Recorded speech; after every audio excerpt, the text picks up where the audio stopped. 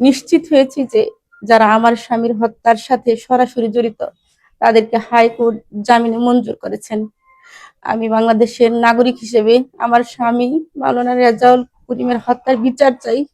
আমি বলতে চাই, ফ্যাসিস্ট সরকার চলে যাওয়ার পরও কাদের ইশারায় হত্যাকারীদেরকে জামিনে মঞ্জুর করা হলো। সম্মানিত সাংবাদিক ভাই ও বোনেরা, আসসালামু আলাইকুম। আমি মার্জিয়া, শেরপুর ঝিনাইগাতীতে বিএনপি সন্ত্রাসীদের হামলায় নিহত শহীদ রেজাউল করিমের স্ত্রী। আমি আজ এখানে দুঃখ ভারাক্রান্ত হৃদয় নিয়ে আপনাদের কাছে হাজির হয়েছি। আমি একজন স্ত্রী হিসেবে, একজন অসহায় বিধবা হিসেবে, দুইজন এতিম সন্তানের মা হিসেবে।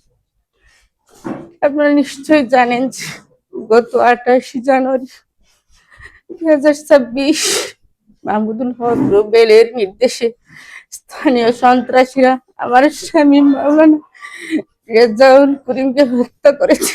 নিরাপদ বিনিয়োগ পূর্বাঞ্চলের প্রথম 5 তারকা হোটেলে ছুটি হারমোনি।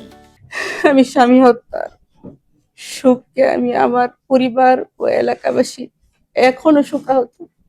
রক্তের দাগ শুকাতেই আমি শুনতে পেলাম আমার স্বামীকে যারা সরাসরি হত্যা করেছে তাদেরকে মহামান্য হাইকোর্ট জামিন দিয়েছেন। আমি নিশ্চিত হয়েছি যে যারা আমার স্বামীর হত্যার সাথে সরাসরি জড়িত তাদেরকে হাইকোর্ট জামিনে মঞ্জুর করেছেন। আমি বাংলাদেশের নাগরিক হিসেবে আমার স্বামী মাওলানা রেজাউল করিমের হত্যার বিচার চাই।